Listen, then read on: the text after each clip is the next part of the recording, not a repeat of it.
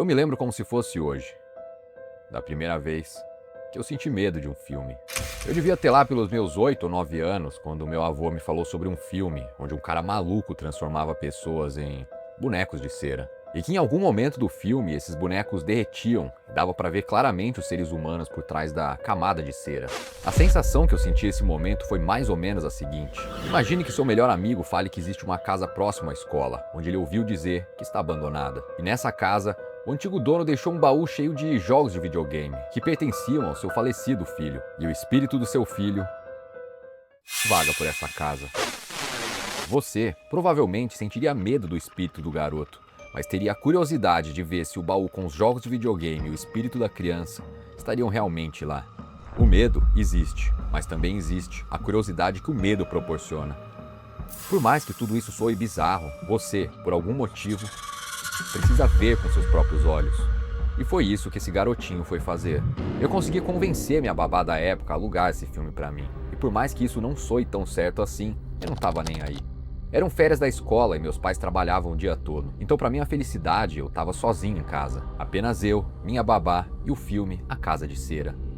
Esse filme, cozinhou completamente meu cérebro. E ele tem uma das cenas mais inesquecíveis de todos os filmes de terror que eu já vi na vida. Eu já vi muitos. A hora que o vilão do filme pega esse jovem e começa a fazer o processo pra transformar ele em um boneco de cera. Com ele vivo. Cara, isso é muito perturbador. E tudo isso fica ainda mais bizarro quando seu amigo o encontra no museu. E pra surpresa de todos, ele continua vivo. E eu não tô aqui pra falar o quanto esse filme me chocou na época com essas cenas irreais. Eu tô aqui pra falar sobre a parte real da parada. Hoje começa o primeiro episódio da série O Terror que te assombra na vida real. O lugar onde você vai descobrir o que você realmente deveria ter medo. É muito improvável que um cara transforme jovens em bonecos de cera e os coloque em um museu aberto ao público no meio de uma cidade onde todos os moradores também são de cera. Por mais que essa atmosfera seja muito cativante e passe uma sensação estranha, vamos combinar, isso não tem a menor chance de acontecer. As autoridades muitas vezes são incompetentes, mas não chega a esse ponto. Mas não é impossível que em uma viagem com seus amigos, seu carro também quebre e você tenha que buscar ajuda em um local desconhecido, no meio do nada. E nesse local, existam pessoas que não pisaram nesse mundo para fazer o bem. Vejam só essa situação. O carro deles já era. E eles vão até uma cidade com a ajuda de um cara que não parece muito confiável, para comprar uma peça e consertar o carro. Chegando lá, esse outro homem que estava em um velório manda Wade e Carly esperar em sua loja. Wade não encontra a peça do tamanho certo e pensa em levar uma de um tamanho diferente. Porém, o cara aparece do nada e diz que tem a peça do tamanho certo, só que está em sua casa. Se alguma situação parecida com essa acontecer com vocês, não hesitem em recusar e ir embora. Por mais desconfortável que possa ser dizer não, a pessoa que faz convites assim sabe disso e se aproveita da vergonha que muitos têm em recusar. Porém, eles aceitam. Eles decidem acompanhar o homem até sua casa e, chegando lá, Wade entra para usar o banheiro e Carly fica esperando no carro. Essa é a última cena que ela vê seu namorado. Wade é surpreendido por um cara estranho dentro da casa, que acaba o atacando das formas mais brutais possíveis. E depois disso, vocês já sabem o que acontece. A garota saca o que está acontecendo e decide fugir desse cara.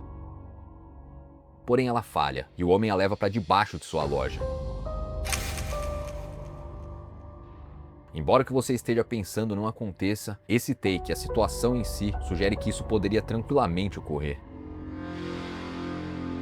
Lugares isolados como essa cidade só me assustam porque a insanidade do ser humano não tem limites.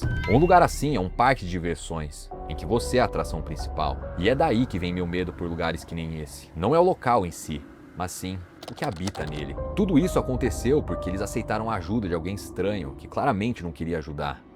Mesmo havendo sinais de que alguma coisa não estava certo, eles ignoraram e decidiram seguir em frente. Sempre que eu viajo com meus amigos ou com quem quer que seja, por mais que eu não deixe transparecer, eu estou sempre em alerta. Principalmente se é um lugar que eu não conheço e ainda por cima, isolado de tudo. Não há nada de errado com um lugar calmo e silencioso, mas tudo pode mudar quando um lugar calmo e silencioso recebe uma presença indesejada. Essa é a frente da casa onde eu passava boa parte das minhas férias na infância. Uma casa em uma cidade tranquila, no interior do estado. E também foi a casa onde eu assisti Os Estranhos. Esse casal decide passar um tempo em uma casa da família, obviamente isolado de tudo. O local durante o dia parece muito agradável, nem um pouco ameaçador. Mas quando o sol se põe, as coisas mudam um pouco. O clima do casal não estava dos melhores. James pediu Kirsten em casamento, mas por algum motivo ela decidiu que não era a hora. Mas nada disso passa a importar quando um desconhecido bate na porta.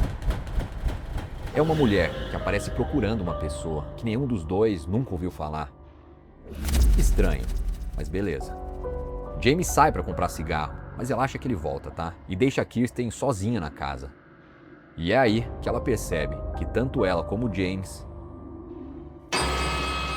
estão ferrados. As três figuras misteriosas não foram até essa casa para simplesmente matarem os dois. Se fosse apenas para isso, eles já teriam feito logo no começo do filme. Eles estavam ali para brincar com o psicológico desse casal. E depois de deixarem os dois à beira da loucura, para aí sim finalizar o espetáculo.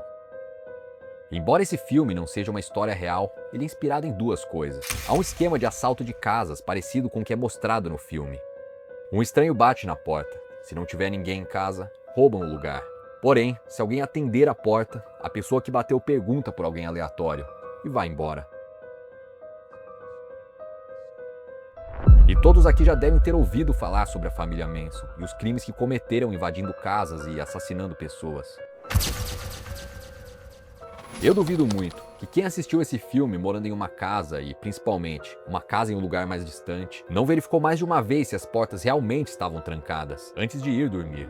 Depois de assistir esse filme, toda noite eu checava se meu avô realmente havia lembrado de trancar todas as portas e portões da casa. Porque um tempo depois, essa mesma casa foi invadida e levaram inúmeros itens embora. A sorte foi que não tinha ninguém lá no dia. Você pode estar achando que tudo isso que eu falei, apesar de possível, é improvável de acontecer. Ou que as chances são tão baixas que você nem liga. Até onde eu sei, improvável não significa impossível. E uma probabilidade de 5 em 1 milhão não é de 0 em 1 milhão. Eu sempre achava que esse lance de bebida batizada em festa era coisa que só acontecia em filme e na vida real com mulher. Até que um dia aconteceu comigo. E foi de longe a situação mais bizarra de toda a minha vida. Então, tomem cuidado. E até o episódio 2.